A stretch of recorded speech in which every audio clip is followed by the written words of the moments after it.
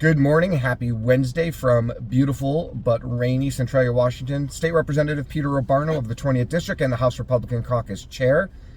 Well, I got a few hours sleep after the 24-and-a-half-hour marathon debate over the income tax.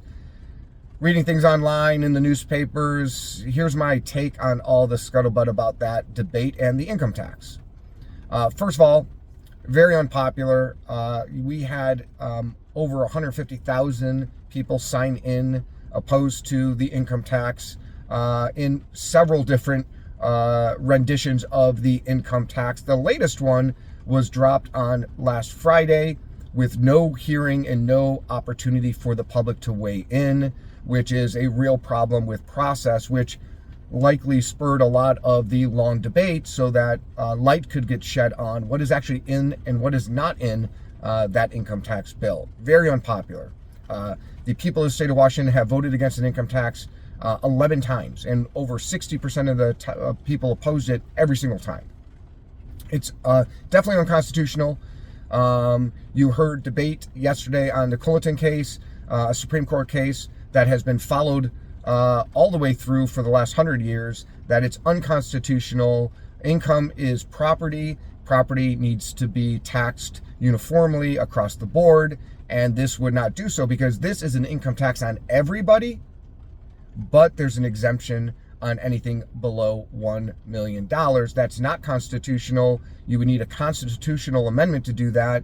One was proposed yesterday, and that was rejected by the majority Democrats. And it's just flatly unnecessary. Look, we have more revenue now than we had in the past biennium, and we see revenue projections are stable. Look, revenue is slowing down mostly because of tax policy, and we have taxpayer migration, but we have more money now and can do what we need and do a little bit more with the current revenue we have. It's just unnecessary. So unconstitutional, unnecessary, and unpopular. But here's the real rub that I'm not hearing a lot about. House Republicans offered great opportunities for Democrats to truly change the tax code. If you want to impose an income tax, that money should be given back to the people who can least afford the massive tax increases that Democrats have passed over the last few years. And last year we saw the largest tax increase in Washington state history. People are struggling. Affordability is a real issue.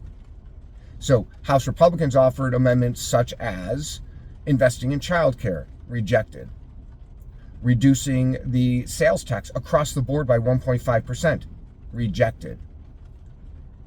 Dedicating some of that revenue to Medicaid reimbursement rates, which would drive healthcare costs down, rejected. Giving that money to schools, rejected. Property tax cuts, rejected. If Democrats were serious about a fair tax system, they would have accepted some of those amendments. They chose not to. They voted against them.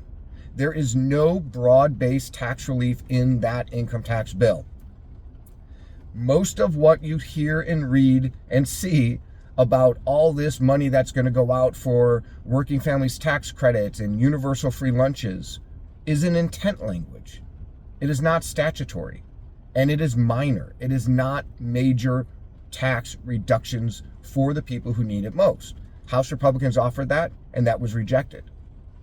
There was an amendment to create and totally fund the universal free lunches for our students. That was rejected. There was an amendment to massively reduce all the B&O taxes on our businesses, our small businesses that were imposed over the last few years. That was rejected. So I think it's important to highlight what was in the tax bill and what was not in the income tax bill. And what was in the income tax bill was more taxes and not any broad-based relief for the people of the state of Washington. What was in the tax bill was more taxes.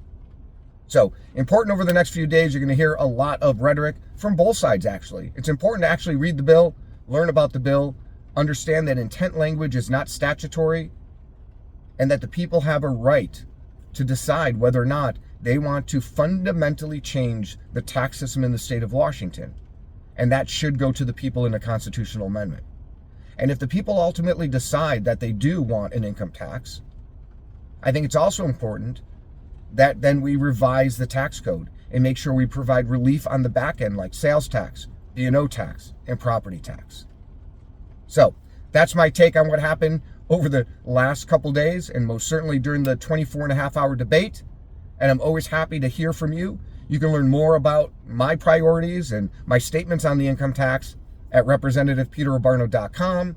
And you can always learn more about our House Republican caucus at houserepublicans.wa.gov. Thanks, and have a great week. We've only got a couple days left.